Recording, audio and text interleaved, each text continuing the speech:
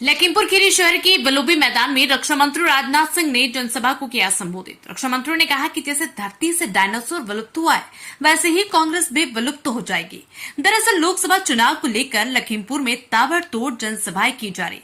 इसी क्रम में गुरुवार को देश के रक्षा मंत्री राजनाथ सिंह लखीमपुर शहर के बलोबी मैदान में भाजपा के पदाधिकारियों ने रक्षा मंत्री राजनाथ सिंह का भव्य स्वागत किया। राजनाथ सिंह ने जनसभा को संबोधित करते हुए कहा कि कांग्रेस के शासन में देश में कई बड़े आतंकवादी हमले हुए, लेकिन जब से भाजपा की सरकार आई है तब से आतंकवादी हमले नहीं होते।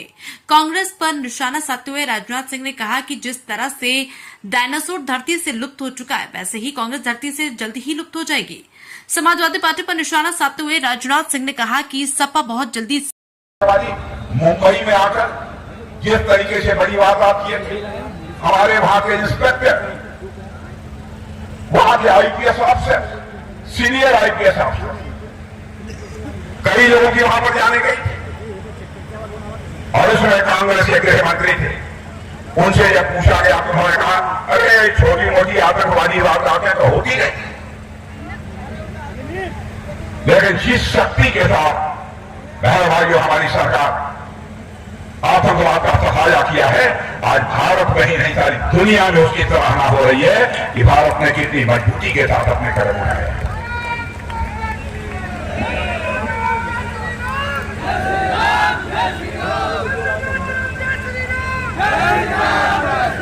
गरीबी का यहां तक सवाल है, मैं आपको याद दिलाना चाहता हूं गरीबी को लेकर पंडित जवाहरलाल नेहरू जी हमने 4 करोड़ आवास दिए हैं। भारतीय जनता पार्टी ने अपने संकल्प में पत्र में कहा है कि गांव का हो या शहर का हो, एक भी आदमी बिना आवास के नहीं रहेगा।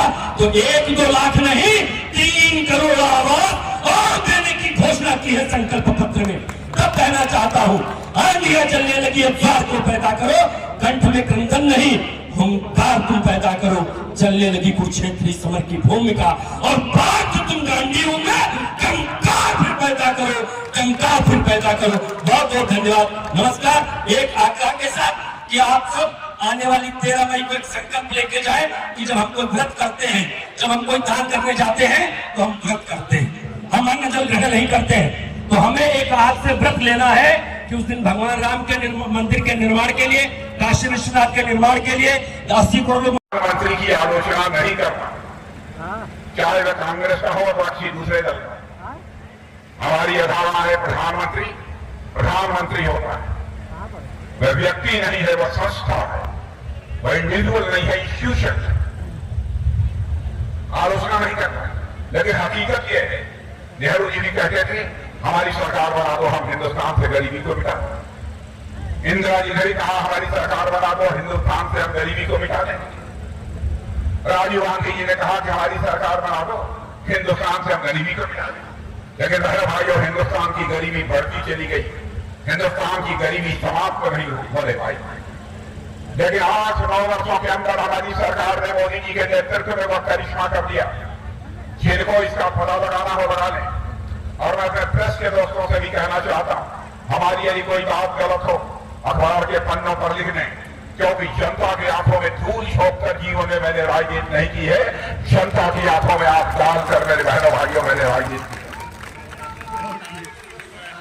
मैं नहीं कह रहा, सारे विश्व के अर्थशास्त्री, सारे विश्व के अर्थशास्त्री, सारी विश्व की बड़ी बड़ी फाइनेंशियल फर्म, वित्तीय संस्थाएं कर रही है।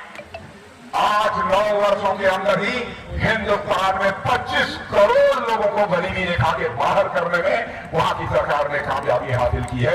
यह है हमारी सरकार। महाभारत माता का मस्तक सारी दुनिया में ऊंचा करने के लिए आप मतदान करेंगे, इसलिए मैं आपसे अपील करना चाहता हूं। श्रीमती रेखा वर्मा हमारी ये पार्टी की उपाध्यक्ष,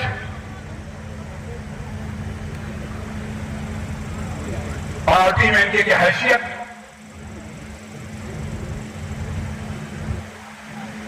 यहां पे लोगों को रखता होगा घर की मुड़ी चाट रख सकता है आप। और मैंने रेखा वर्मा को बोलते हुए संसद में सुना है, और अजय मित्र टेनी तो अब पुराने हो गए, कई बार बोलते बोलते अब इनकी अब इनकी बात को गंभीरतापूर्वक नहीं सुनता, लेकिन सांसदों के सवालों का जवाब अजय मिश्र टेनी बड़ी खूबसूरती के साथ। लेकिन रेखा वर्मा भी भारत की संसद में अपने क्षेत्र ही नहीं बल्कि उत्तर प्रदेश की समस्याओं को प्रभावी तरीके से आवाज देने का काम करती हैं। तो रेखा वर्मा के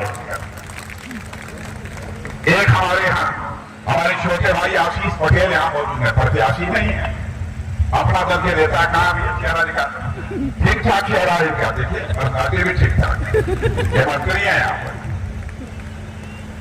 हमारे क्षेत्रीय अध्यक्ष ये हमारे क्षेत्रीय अध्यक्ष ये शेख दिग्गज यहाँ मौजूद है। रणवालियों में आश्वस्त होकर जाऊं,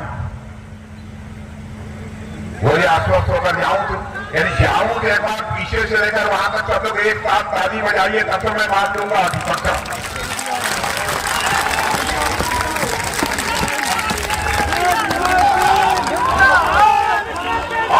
और मेरी बात सुन लीजिए, आप मेरी बात सुन लीजिए, आपने हमारे प्रत्याशियों को जिता दिया तो मैं इन लोगों से कहूंगा जीतने के बाद कभी भी कोई जरूरी नहीं है, कभी भी एक बार मुझे फिर से बुला लें।